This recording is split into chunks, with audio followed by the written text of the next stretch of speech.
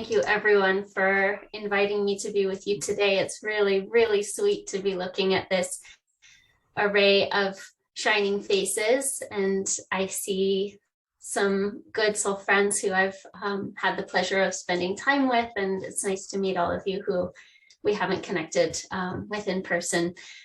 So, hi Hugh, nice to see you.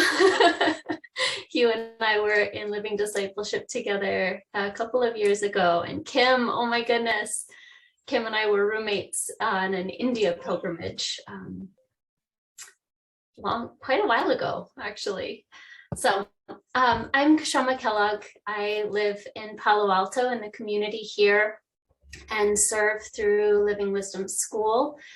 I also grew up at Ananda Village and have had the extraordinary blessing of being in a family of yogis. My grandparents gifted my parents with the autobiography of a yogi when I was coming into the world, and that led them on a search through Self-Realization Fellowship, and then they met Swami Kriyananda, and shortly after moved to Ananda Village. So that's where I spent my early childhood and some of my teenage years. And I've had the blessing of living in the Ananda Assisi Center and several times here in the Bay Area of California, in Palo Alto, and Portland. So I feel like I'm a global citizen of Ananda, like many of us are. But it's really sweet to be with all of you here in Dallas and around Texas, and it sounds like the world today. So I'll share a little bit just on the reading from Rays of the One Light, and then turn it over to Kim, and she'll facilitate some of the questions and answers and more casual satsang, it sounds like. But I was so delighted. Every year when this reading comes up, I'm grateful to Swami for giving a touch of humor to such a weighty topic, because it's hard to just dive right into how do we get from where we are to Christ consciousness, which is the goal and the process and the ultimate ending for all of us. But he starts with this playful back and forth between Devi and Master, where Devi's trying to get him to contain in, logical reasoning the infinite consciousness that Master is living in, and Master just will not have it. He will not allow Devi to bring it down to the human level, and Devi, try as he might, tussles with Master back and forth, and then ultimately Master just puts it down and says, no, we're not going there. He who says he is God isn't God, and he who says he isn't still. But there's so much sweetness and playfulness in that dynamic. It makes the divinity and the humanness of a guru all the more tangible, I think.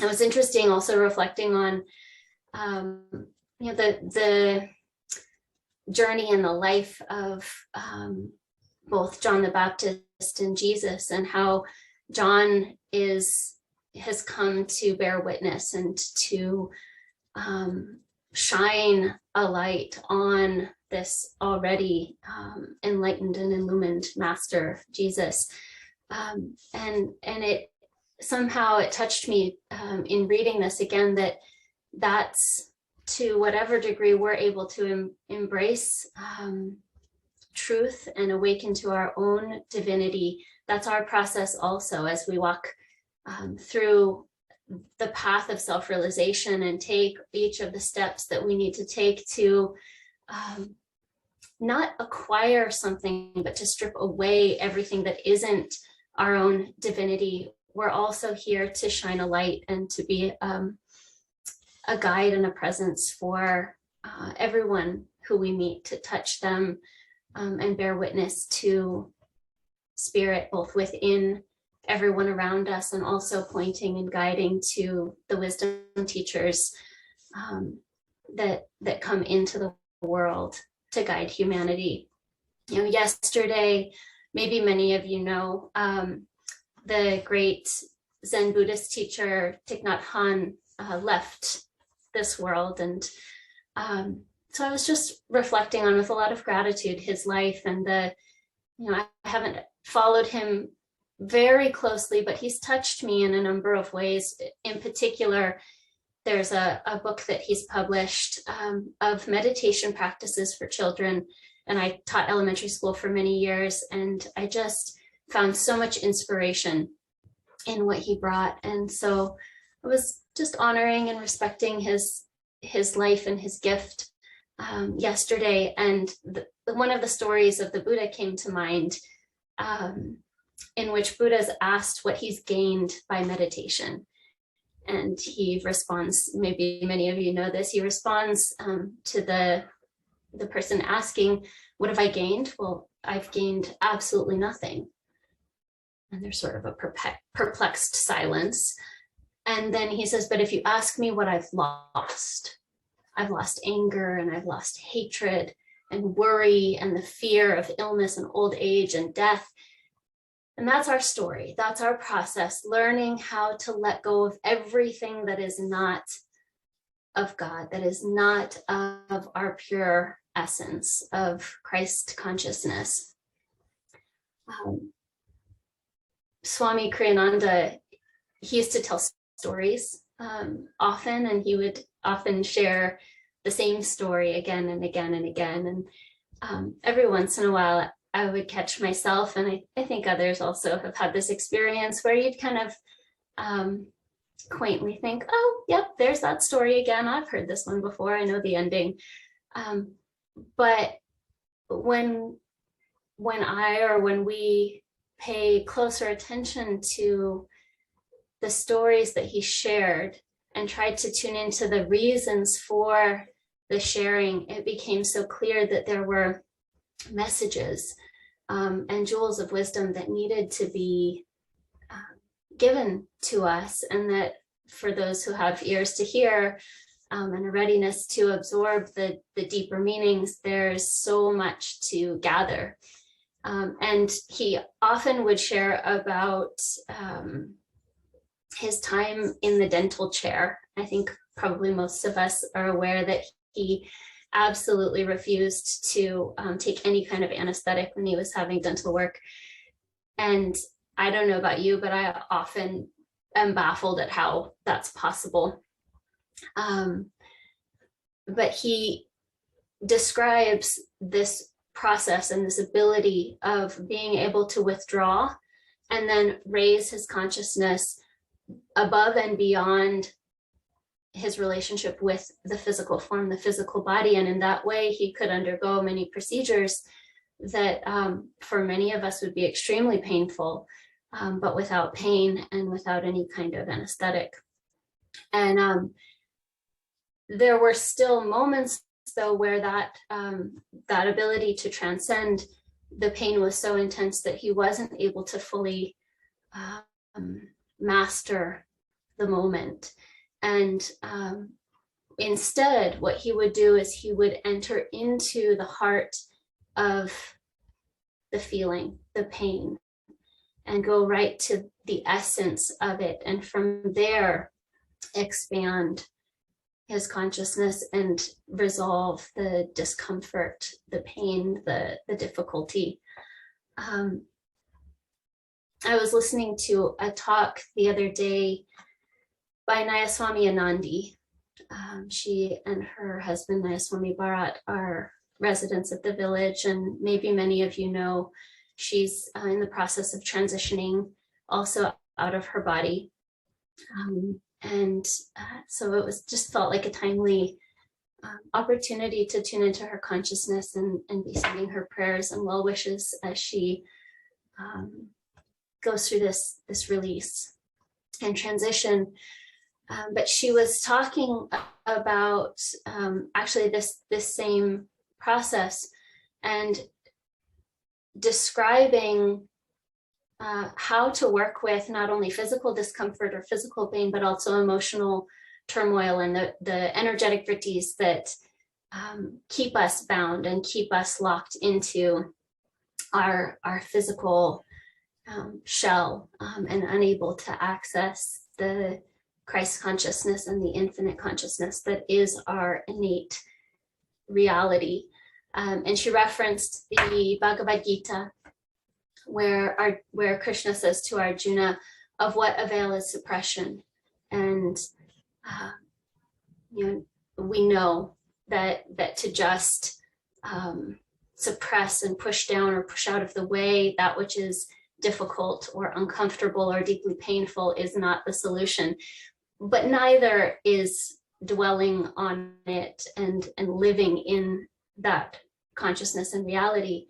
And so she brought again this same practice of how do we enter into that which is difficult for us and move through it. So I wanted to actually offer an experiential pause. I'm an Education for Life teacher, so I'm always trying to find ways to do things together rather than just talk. So if you don't mind, bear with me. Let's go ahead and sit up straight and tall, but relaxed, and close your eyes.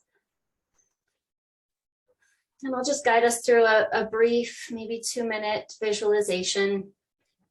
Bring to mind something that you find difficult. It might be a relationship between another person and you, or a circumstance that you find yourself in.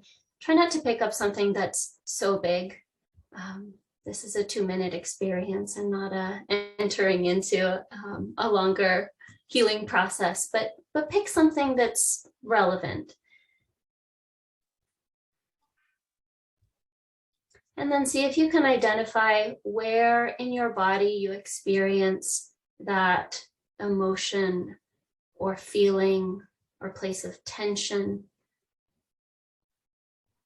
Maybe there's a sense of dis-ease in the abdomen or a constriction around the heart. Just become aware of it.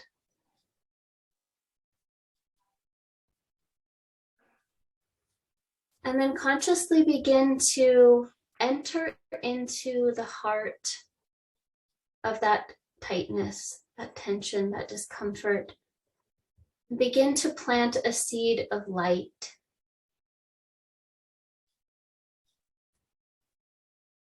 And with steady concentration and a quality of love, begin to expand that light, just puffing on it with your awareness and allowing it to expand. And as it expands, to begin to soften those ties that bind. Allow yourself to breathe deeply. With every breath in, allow the light to expand in that area of tension and tightness. And every exhale, begin to imagine that darkness, that knotting is beginning to soften, to loosen, to break apart, to dissolve.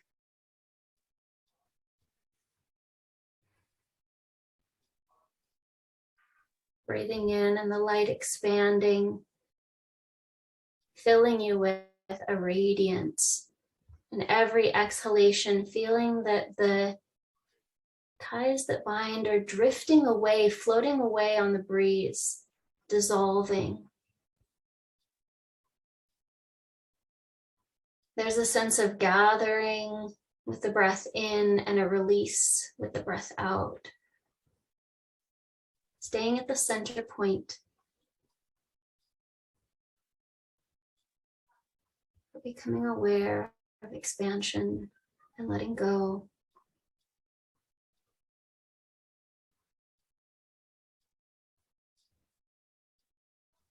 And then take a deep breath. And exhale, double breath, releasing the experience. You can bring yourself back to the room, opening your eyes. It's a simple practice, but I've found, when things come up that are challenging, it's a really tangible way to work with both our mental and emotional and also our physical body in letting go of things. Our soul essence is infinite Christ consciousness. And so the process of stripping away and letting go is really at the heart of what we're doing. I remember early when I grew up at Ananda village, but I was in my mid-20s when I really took hold of this path and decided that it was mine, and that I entered dynamically into a relationship with Master. And I remember that time period because there was almost no spiritual experience that I could have going to classes, kirtans, services, ceremonies, where I didn't just weep. And it wasn't that there was an outward reason for it, but there was just this heart relaxing, opening quality in life. And I really think that that was part of what allowed me to step fully into this journey and not only bring a relaxed openness, an open heart, but also a determination of will and inner strength. It takes a lot of courage to walk the path that we've all chosen. And, again, very classic image, but Michelangelo was asked, what is it? How do you determine what you're going to carve when you take this slab of marble?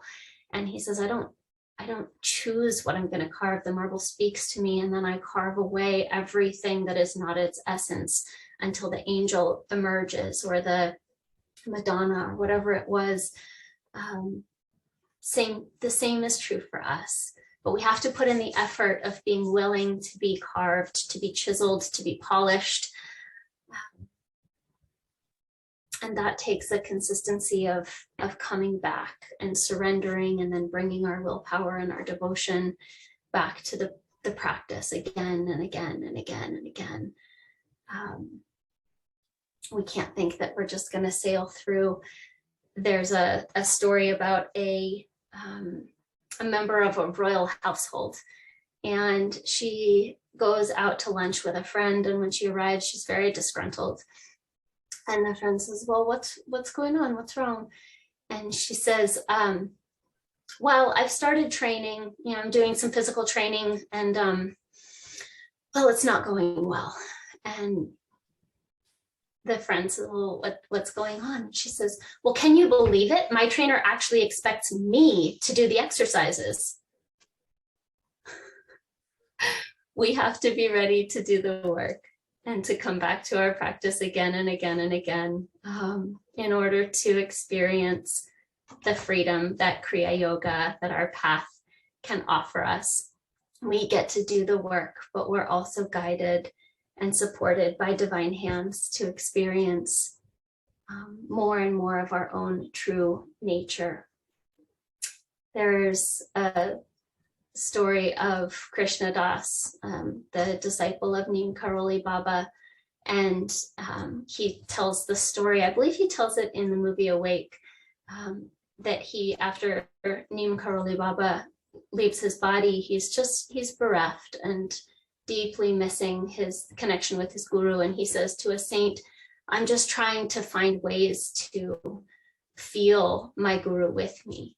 And the saint looks at him as if he's crazy. And he just says, you can't get closer to your guru. Your guru is looking out at me through your own eyes. We are already fully awake in God. We just have to remember. And the process is coming back to that again and again. Our destiny is to awaken to infinite Christ consciousness, whether that will happen in lifetimes from now or in our next meditation. Self-realization is our birthright. Lord Krishna reminds us that even a little practice of this inward religion will free us from dire fears and colossal sufferings. In the Festival of Light, we also hear For now, by God's grace, our redemption is at hand. The promise has been given. The divine light returning anew to earth has given us power, as the Holy Bible proclaims, to become the sons of God. Into our hands have been delivered the sacred keys of awakening. Abundant now is our hope. Abundant now is our hope. I wish you blessings on this divine journey, and I'm grateful to walk the path with all of you.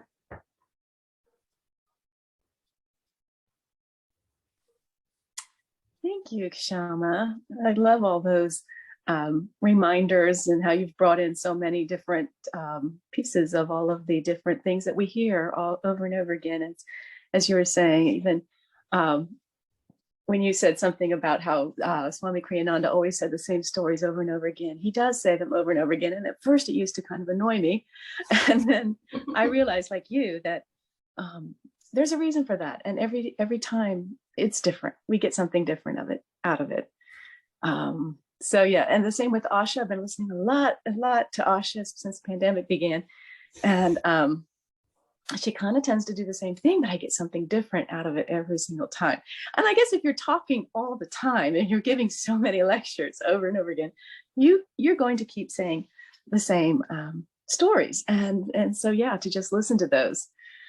And what is it that I'm hearing from it this time? It's great. But great to see you. Thank you so much. What is your background? Is that a photo you've actually been to? It looks like the Sierras, kind of. It is. It's actually the meditation retreat near Ananda Village. And there's a hike out to what's called Bald Mountain, which is a beautiful place to watch the sunset. And I'm actually currently sitting in my office at our high school, and I just thought that this would be a much nicer background to offer because I can't set up an altar behind me. So yes, I love it. It's great. Yes, thank you. And so before I say anything else, what I'd like to do is ask who else would like to, does anyone have a question for Kshama or comment?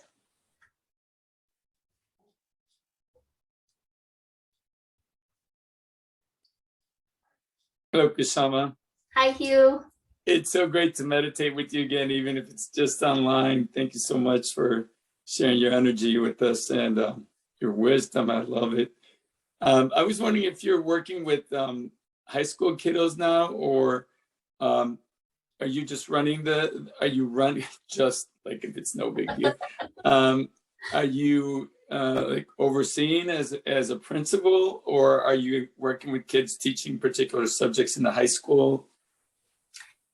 Yeah, so we are, I'm the director for our high school program. So I play the role of administrator and principal and marketing director and many other little details. But I am also a teacher or mentor for a number of subjects. I teach at several levels of Spanish and help facilitate. I don't actually speak Japanese, but I facilitate a course for a student who's studying Japanese. So I'm learning actually quite a bit about Japanese culture, which is lovely.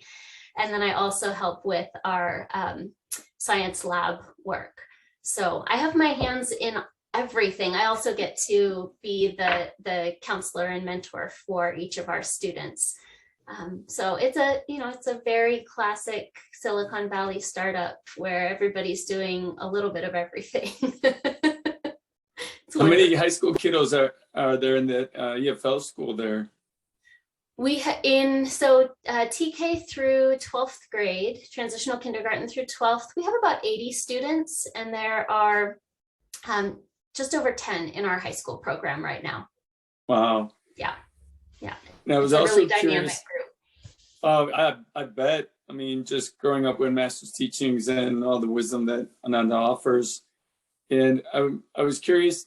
I mean, after hearing Asha's talks all the time and her series are just wonderful on her YouTube channel, and knowing how this dynamic vitality and creativity that exists in that location, that particular location, which she always speaks of, I was wondering how it manifests in the young people there, particularly in the EFL school, as it pertains to a pressing subject like climate change, because you see a lot of the youth around the world just galvanizing right now and doing all kinds of things to protect the planet and help. I mean, it may be that places like ours there in Palo Alto are birthing the geniuses in the future who will save our planet and make it a better place for everybody climatologically. But I was wondering if they do some things, or what if they talk about it, how has this youth movement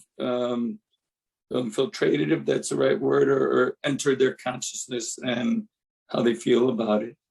Yeah, that's a very nuanced question. A really, really good one. 2 years ago, maybe close to 3 years ago now, we actually took our high school students to Scotland. We were invited to be part of an international conference on climate change and consciousness at the Findhorn Foundation, which was an incredible experience. But it was a very complex experience, I think. And while there were a lot of empowering realities that our students were exposed to and took away, I think it was also really intense and difficult. We do a lot of integration with conscious living. So our students engage, in, and sometimes when we look at it, it feels like it's a little tangential, but I think on this path, we know it's not. We meditate daily. We engage in practices that build open community and dialogue. I again and again hear from a lot of young people that it's so hard to have open conversation and solution-oriented conversation because there's a lot of anger and fear and anxiety and just disconnection in a lot of learning environments. And I know that that's not the reality for many people, but for a good portion of our young people, I think that's true. So we integrate skills for simple living and high thinking into our curriculum. All of our students are in a life skills class right now, and part of that class integrates sustainability and sharing nature and connection with the planet. There is a lot of conversation around climate change, and it's a dance because a lot of our young people do experience a sense of hopelessness or intense pressure around these topics. And there's also a lot of, in the mobilization, there's I think a need for people to take intense action and to be involved in seeking solutions. But there's also a balance because it's very easy in the activist movements for people to begin acting for what they're against rather than taking action and living their lives for what they want to support and create. It's easy to say, well, that's bad and we don't want that, and someone should do something. It takes a lot more commitment and subtlety and consistency to start changing our own selves and then help spread that out into the world. So that's exactly right. Yeah. I love that. Thank you. Yeah, thank you for sharing that, because it's a matter of raising consciousness, like we just practiced with you. And by the way, thank you for such a beautiful visualization. I took notes. I'm going to use that one. But it's a matter of raising consciousness across all age levels, right? And it gives me a great sense of hope to see things. Well, I'm familiar with what we do, but even people outside of our practice, our path. And the other day I saw there's, everybody knows the actress Goldie Hawn, and apparently she has this huge SEL corporate or movement now where she does the same thing you're doing, but not on our path, but still working with meditation and mindfulness and applying a lot of these SEL strategies with children and young people. And it's really beautiful to see that, and it gives one hope. That's fantastic. One thing, and Hugh, you're in education also, am I correct? Yeah, the little tykes, I have first grade, and they're 6, 7.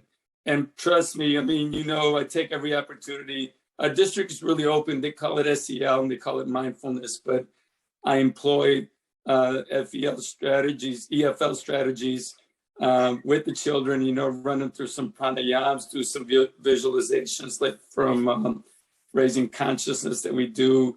And I take full advantage of it. And hopefully, you know, it's like you're saying, it's planting a little seed so that as they grow, they can go ahead and tune into the consciousness. But most of all, I have a sense of hope, right? And I think that's going to be a help. But thank you so much. It's wonderful to hear what's going on over there and the EFL schools around the world. That just it brings hope and just the inspiration to my heart. You inspire me also. Bringing education for life into our public school systems is so much the way of the future, and we need more and more of you taking action in, you know, transforming the consciousness in larger and larger ways is really what will continue to make the difference. I don't know if you've seen yet, and if there are any other educators in the group or parents or advocates for young people or lovers of nature, Bharat has just published a new book called Flow Learning. And if you haven't ordered it yet, go on the Crystal Clarity website and order it. It is absolutely incredible. And it's, I think, something that will serve to help keep bridging our path into mainstream society in a wonderful way. I would like to toss out there before Kim speaks that we have gone off of Facebook because some of our folks aren't real comfortable on that. So it is done. It is just us devotees together. So go ahead, Kim. Oh, thank you. Yes. So I put in the chat, it's Flow Learning. I have ordered it, haven't received it yet. Looking forward to seeing that. And yes, Hugh was describing SEL, that's social emotional learning. That's some jargon that we have now for anyone who's not been in school for a while. We do a lot of teaching children how to become emotionally and socially intelligent, you know, recognizing that is an intelligence that is not, that can be acquired, and that we work a lot with that, you know, so that's great. I'm also in education in the public school system. But I don't have a class like Hugh, so he's really in the trenches with it. I have pullouts, but I do try to, when I work one-on-one with children, to do things that will ease their anxiety, because that is something that young people are grappling with. So Kshama, can you tell us, give us, since we're in participation mode, can you give us something that you, what's your go-to, when you've got a individual or group in front of you and you want to sort of bring down their anxiety about whatever, what is something you go to? What's something you do? That's a great question. You know, working with the breath is always a place that I start. I start with, I think whether you're working with 5-year-olds or 15-year-olds, things that just bring us back into the present moment and help us to focus on our breathing and increase the diaphragmatic breath. You know, we can go into full yogic breathing with or without movement. I use a singing bowl often, and that it does an amazing job of bringing us all into the present moment, allowing us to have something that our hearing can focus on to get us back to a place of calm, and then practicing slow, deep diaphragmatic breathing for any number of minutes. I teach students, you know, we serve a lot of children at Living Wisdom who are not directly connected with our path of self-realization. So we're considerate about what kind of meditation techniques we teach, but they all learn to focus here. And we talk about the anatomy of the brain and what this does, even the subtle raising of the eyes. So in terms of helping to calm an intense moment or help someone through an anxious moment, starting with the breath is huge.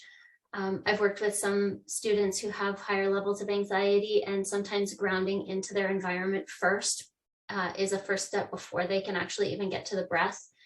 So asking them to look around and name things that they see, or express colors they see, or touch, the texture of their pants and the chair that they're sitting on and things like that. It really brings them back into themselves, and then we can start focusing on breath. And then once the nervous system has calmed, then we can start addressing whatever it is, whether it's anxiety or a conflict or whatever is bringing up the intense emotion. That's super. I haven't thought about that. Grounding yourself into your environment by just, getting the senses kind of anchored into what's around you, and you feel safe that way. That's excellent. Thank you so much for sharing that.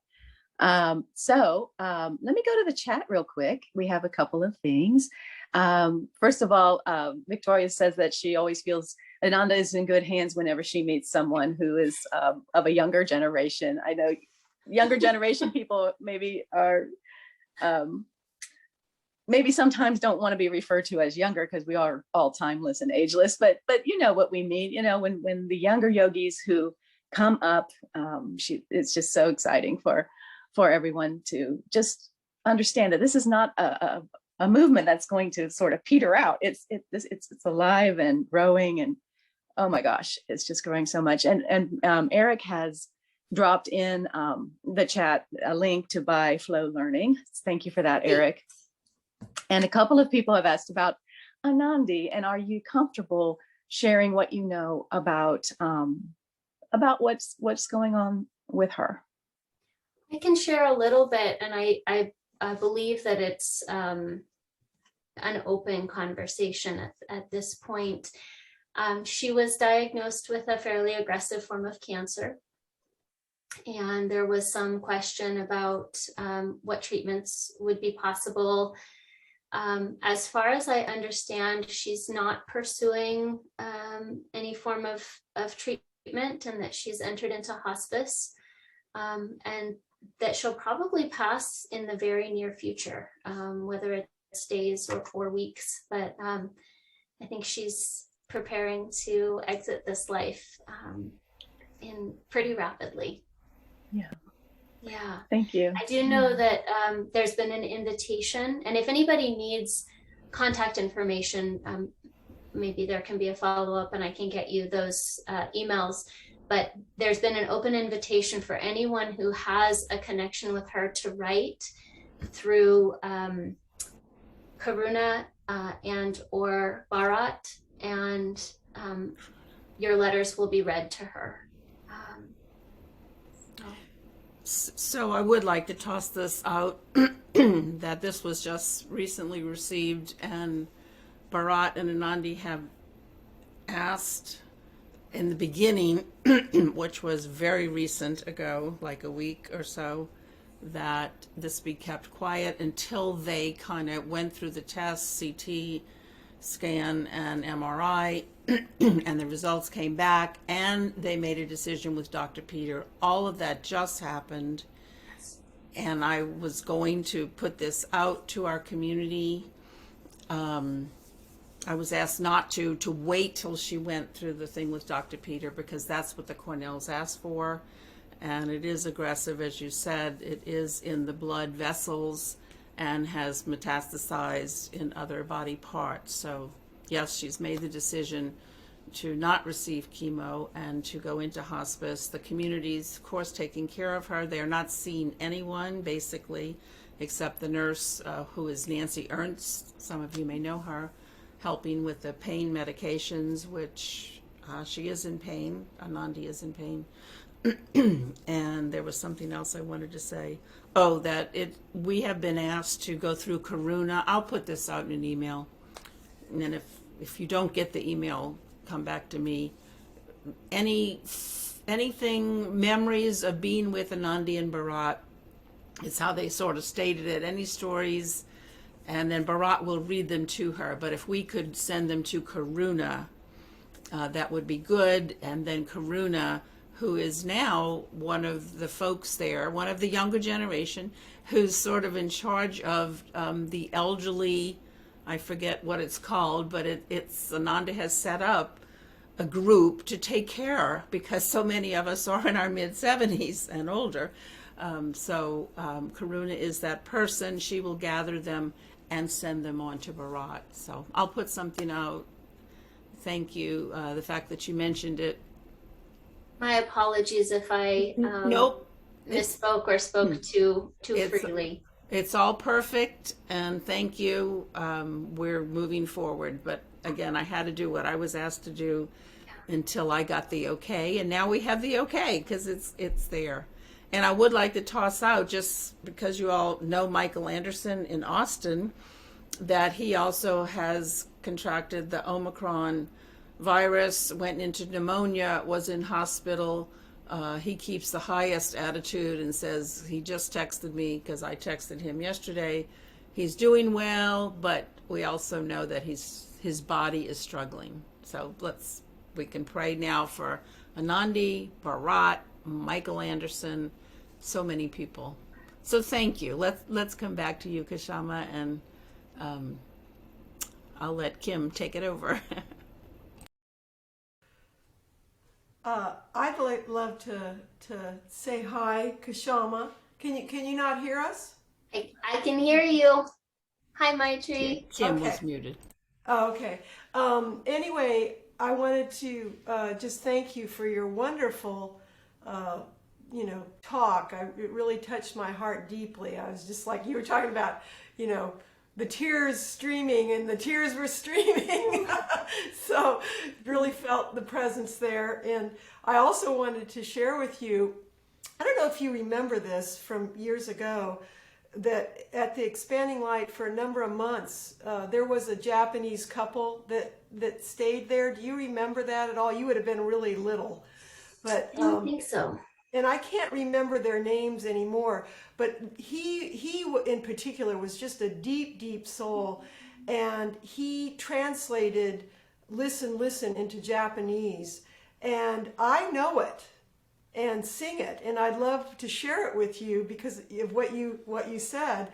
And I've actually sang it even for some of Bharat's things, because you remember he brings Japanese folks over. It's beautiful. It's in fact, it's my favorite way to chant Listen, Listen, Listen. I would love to hear it. Yeah. So I'll figure out, I'll get the words, and I'll probably, I got this guy here, he's so good at video stuff, do a little recording so you can see it. And That would be magnificent. yeah, it's really special. Whenever I get a chance, like with a Japanese person, I'm always like, oh, let me chant this for you. It's beautiful.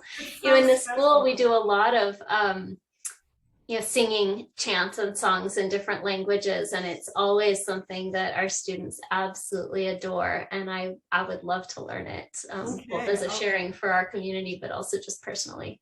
I'll get it to you for sure. Thank you so much. Does anyone else want to jump in before I do? Well, I do have a question on my mind.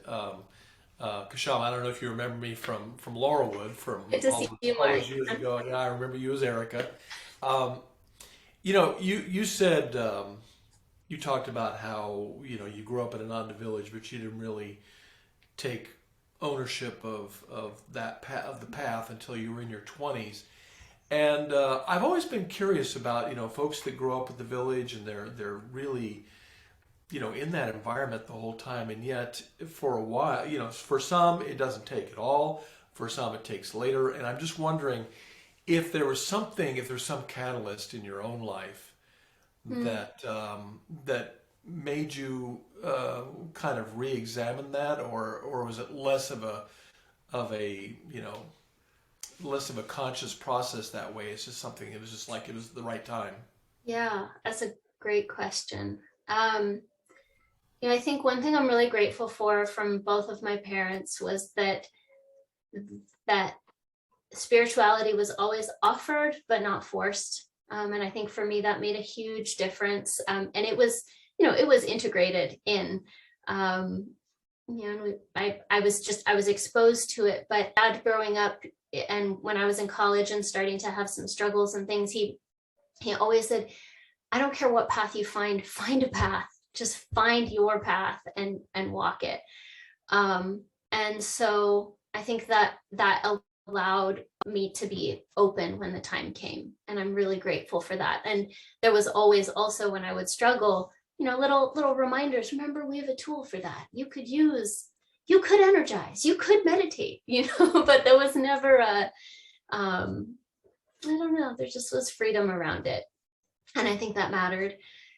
When I was in college and then right out of college, I went to Sacramento State University, and there's, very close by, there's an Ananda community and Sangha. And I don't know, I think it was a very classic experience of everything in my life was working. It should feel good. And yet it didn't. And I started getting, I don't think I went off the deep end too far, but I got into, partying and just living the college young adult American life. And it was fun for a while until it wasn't. And then I just started feeling really empty, and I didn't know what to do at first. And I think there were a couple of factors. We have close friends, Michael and Anne Gornick, who are the founders of Polestar, lived for many years at Ananda Village and have formed a sister community. And they work very dynamically with young people. And so one of the invitations was, why don't you go for the summer to Hawaii and do their internship program as a 20-something. And I did that, and it was kind of like a re-immersion into what service is and what meditation is and what community feels like, but in a really dynamic way that as a young person I could relate to. And then I was still, finishing college and going, starting to work, and I just started feeling empty. And so I would sneak back to the Sacramento Center, and I'd sneak into a kirtan, but I'd leave before it was over so that nobody would see me or recognize me. Same thing with Sunday service. And I just started, it was the only thing that felt fulfilling. And I dabbled with a few other spiritual practices. I became a compulsive traveler. I thought that would fix it for a while. It didn't. I ended up in Spain, ended up stranded, and someone in the Ananda network connected me with a devotee in Spain. And so I went and stayed with them. And I woke up one morning and I heard her chanting Door of My Heart in their meditation room in the basement. And it just felt like home. And it just started snowballing. I think within a year, I started taking yoga teacher training. I went to India, took discipleship, and moved to Palo Alto and started interning at the school. It was just, I don't know, my heart opened. There was a willingness, and Master just grabbed me. Thank God. Thank God, indeed. That's awesome. That's awesome. I remember when we were on pilgrimage together, another thing I think that I always felt was kind of instrumental for you was that your boyfriend, now husband, started to, you guys were emailing every day, and he was started to say master. And you told me this is the first time he's ever said master. And for you, it just like went, like it was really significant. So it's like, not only was that, but it's like, here's your partner and he's on the path, he's going to join you. And, it was such a beautiful time for both of us. We both took discipleship that on that trip. It was incredible. And I'm going to throw this in before I go to the question. Devi Mukherjee was there. We met him. Hasi, his wife, was there at Tulsi Bose's house. And it just kind of, I always laugh whenever I read these stories about Devi being the one who says something that needs correcting. And it kind of, because he was such the sweetest man, wasn't he? And when you read, though, if you read all the stories, you're kind of like, who is this guy who's so challenging all the time? But he was just such a sweet guy, wasn't he? And Hasi, she was just like saintly. Anyway, anything you want to share about the pilgrimage? But before you do that, yes, thank you. Ellen has put dropped in there some of your chats with millennials. Asha talks with millennials. If anybody who goes to YouTube can go to Asha Conversations with Millennials, and then you look up, there's 71 videos there. 4 of them are Kshamas, and you can watch those and listen to those. I've listened to all of them. They're really awesome. Devotees from all around the world. And then the other thing though, Kshama, if you don't mind, or if you do, that's fine. A couple of people have wondered, who were your parents and grandparents? We've had two questions about that. So if you feel free, can you just share a little bit about your background? Sure.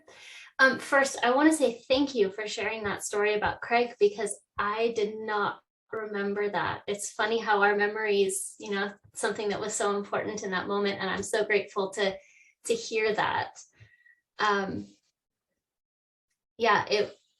Craig grew up in a very conservative Christian home, and it was a lot for him to just open to this path, and it was a dance to, you never want someone to do something for another person. It needs to be really theirs. So I'm grateful for that memory. Thank you. Pilgrimage for me, that trip was an extraordinary experience, and I did take discipleship. We took discipleship together. It was the first time though that I think as consciously in this life, I actually started understanding what people meant when we talk about energy and vibration. And Master says, oh, of course you loved my book, my vibrations are in it. That never made sense to me. I didn't understand what he was talking about. And then visiting some of the sacred places in India, I got it. I remember visiting the Samadhi Mandir in Puri of Sri Yukteswar. And the last day we were there was some just, they weren't allowing us to go into the mandir itself for whatever reason. I don't remember the details, but we could meditate around it. But the very last day, they opened it. They still didn't want us to go in and meditate, but they opened it. And I stood at the entrance and I just sort of leaned in, and I could feel his presence so intensely and strongly. And it was like, oh, vibration, magnetism, consciousness, those are real. And it changed my understanding of what we're really doing. So I think those were the seed experiences, being in Master's home. For those of you who have gone, maybe you already know this experience and feeling. If you haven't gone to India and you feel inspired to, do it when the time is right, of course. And pilgrimage isn't the only way to have these deep connections, so it's not essential, but being in Master's home, taking discipleship there, I just felt him present and flowing through in ways that I don't always so easily tap into. So, and then your other question about my family. So if any of you visited the Expanding Light especially in the 90s, you may have known a couple named Peggy and Ted. They were house parents at Expanding Light. That's my father's mother and my step-grandfather, but really just my grandfather. They're the ones who gave the autobiography of a yogi to my parents. They had been part of SRF. And then after my family connected with Ananda, they lived on a sailboat for many years in the Gulf of Mexico. And then after they sold their sailboat, they moved to Expanding Light and served there for many years. And then when so my grandfather passed, and then my grandmother, when Laurelwood was purchased, she moved. She was one of the pioneering souls that went and lived at Ananda Laurelwood and helped really launch the energy there. And she lived there until her passing in 2013. And then my parents, so my father and stepmother are Daiva and Gangamata Glazard, and my mother is Terry. She is still a disciple of Master. She no longer lives at Ananda Village, but she was married to Lakshman, who was a joy singer and longtime member. Oh, I've lost you all. Let me bring back the gallery view. There you are. And so Terry Cooper or Terry Simpson at that time and Lakshman Simpson were my stepfather. So that's us. Does anyone else have anything? We are at 12:30 Central Time. So does anyone else? I'm looking at the chat. I don't see. I think I've gotten everything. I see Eric's hand. Yeah. Oh, thank you. Hey, can you hear me? Yeah. Oh, good. No, I remember Peggy and Ted too. You know, I probably came to Ananda about when you were born. And did you know Gyan Devi? Yeah. She was my dad's cousin. Oh, that's sweet. We only discovered it when Shakti, my wife, and I were going to get married, and we found out she lived at the village. And we invited Oh my her. gosh. And, but you know, it's funny, the things that really brought me to Ananda. You know, when I first went for classes, I went to the original EFL way back when, and what you're doing with kids, you know, most of education doesn't have heart to it, and to give heart to it is the most beautiful thing. And, you know, have kids that come out not only able to think, but able to feel. And so I just want to give that acknowledgement. There can be no greater thing to send out into the world than kids like that. That's it. Yeah. It's an Hi, incredible. Kshama. Hi, our friends in Dallas. This is Sam and Pam. I just wanted to say hi and thank you. And while we were sitting here, I was thinking about when we first met you, Kshama, and that was at Vyasa and Janaka Devi's. You had gone to Peru on one of their excursions down to South America, and Vyasa was doing his slideshow, and that was the first time we met. I don't know if you remember that, but that's a few years ago now. That's fantastic. I love it. Oh. So we Yeah, all that met was- around. We all met around the famous table, the coffee table or tea table in their house for conversation and a slideshow. I remember that evening really clearly, and I do remember that you were there. That's so much fun. We see you soon. We have to We leave. have to leave. Our service is going to start very soon. So thank you all. It's always lovely to be in Dallas. We love you all. Love you too. Blessings. Jai Guru. Jai Guru. We love you too, Pam and Sam. Thank you. I just want to say one of my favorite things to do with Peggy and Ted, when I first met them, I was intrigued, and I would say to him, "So what do you do around here?" and he would very just calmly say, "Well, yesterday I was digging up because the pipes underneath the rooms were leaking." So he would tell me a story, and I'd say, "Wow." And then I'd say, "So what else?" And then he said, "Well, 2 days ago," and he would just tell me the stories of the maintenance he was doing around the place. And Peggy would be there just kind of smiling, and, you know, and that's my memory. And the EL, the expanding light, was very different then. We didn't have the lovely outdoor piazza and all that stuff, but we would we would start in the dining room over lunch, and then we would go outside and sit because he had so many stories to tell. Oh, so fun. He did. He always had stories. And I want to ask you, just because I didn't know they lived on a sailboat in the Gulf of Mexico now, so that's where I grew up, close to there. So just where was the sailboat moored? Do you know? They actually were pretty actively sailing most of that time, and they would go from port to port. And I don't know. I actually don't know what their favorite, landing places were, or if they chose to spend more time in certain parts. I was very young during that phase of their lives, but my dad would certainly know. That's okay. Well, I actually know Gangamata, so I might email her and ask her just out of curiosity, because we have the whole Texas coast and I'm from Louisiana, so I know the Louisiana coast. So that's just a fun little fact that I'll see if I figure out.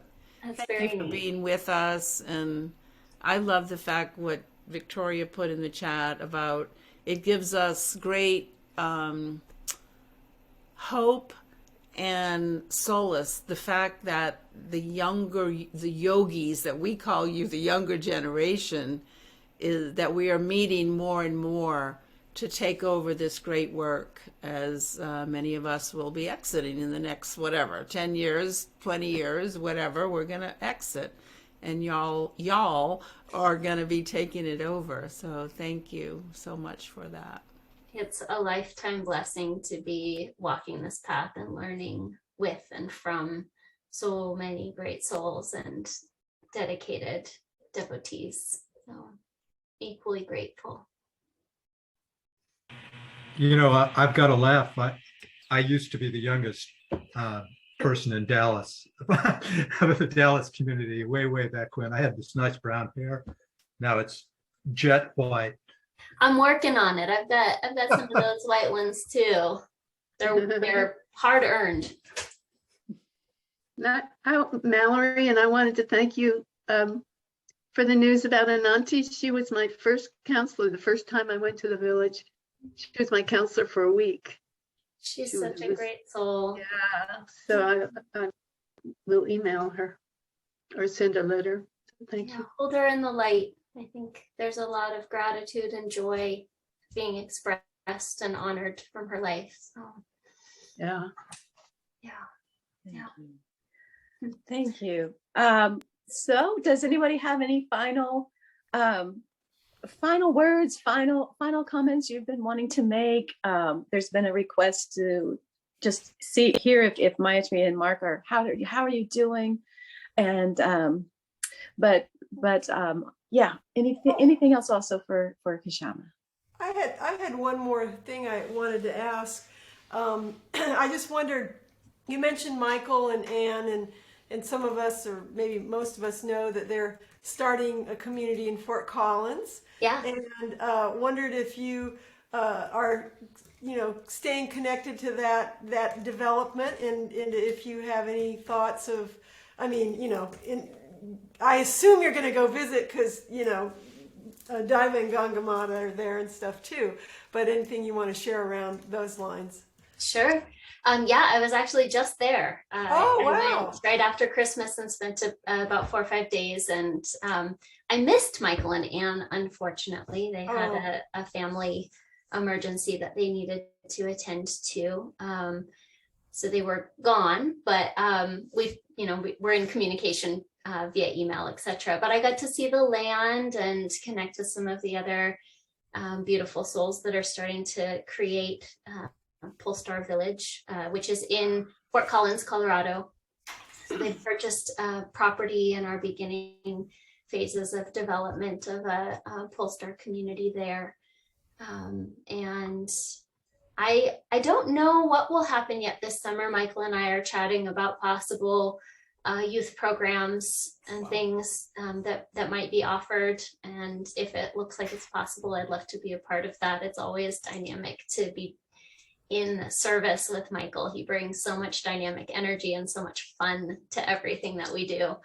So it's possible. I know that they'll be offering different programs and things throughout the year, I think, and ways for people to connect, whether there's an interest in, being a part of the community or just celebrating and supporting the expansion of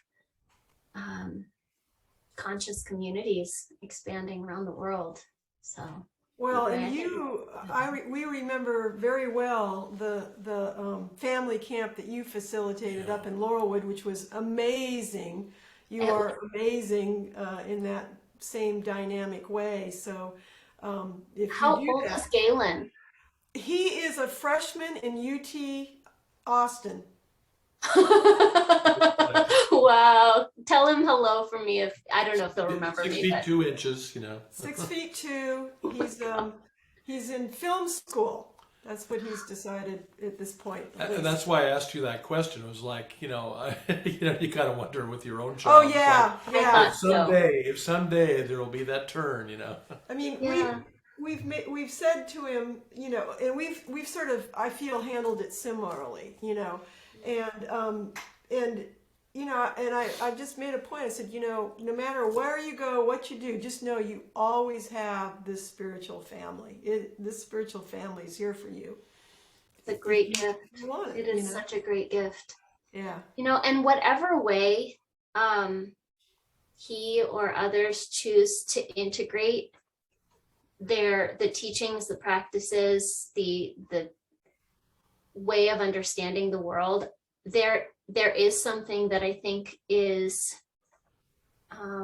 entirely different in how we move through the world. And so whether, you know, formally Ananda and self-realization becomes the path, or if there's just an integration of understanding and consciousness and how we move through the world, I think I see that very strongly in almost every single person who's grown up connected with Ananda.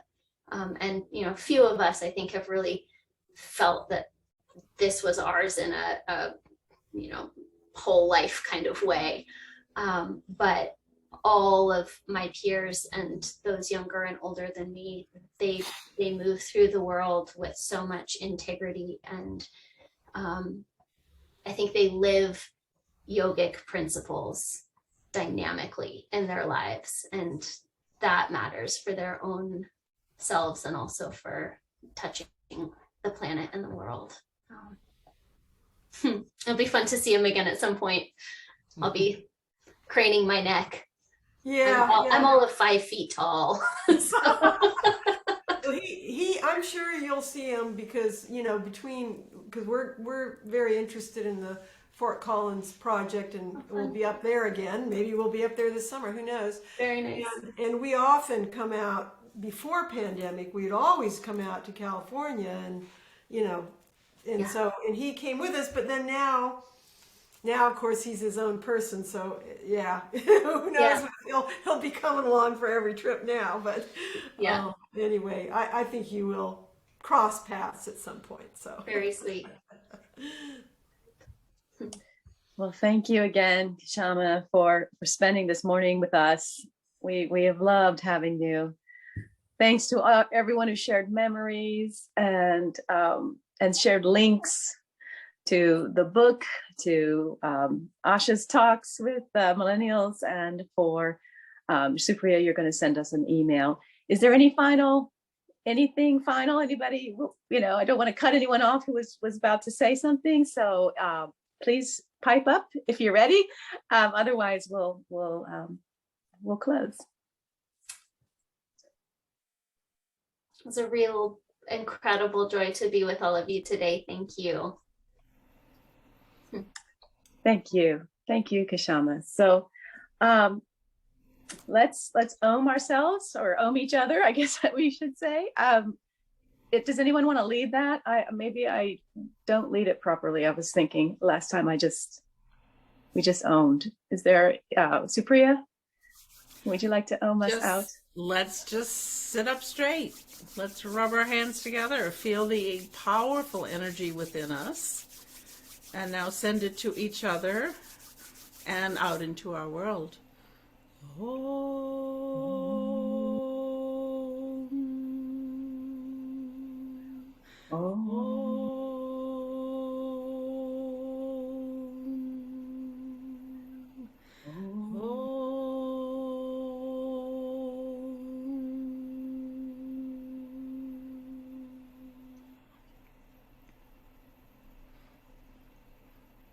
Let your light shine. And namaste, y'all. Namaste, y'all. Thank you. Have a wonderful week. Thanks, Kshama, again. Thank you. Namaste, y'all. I love it. That-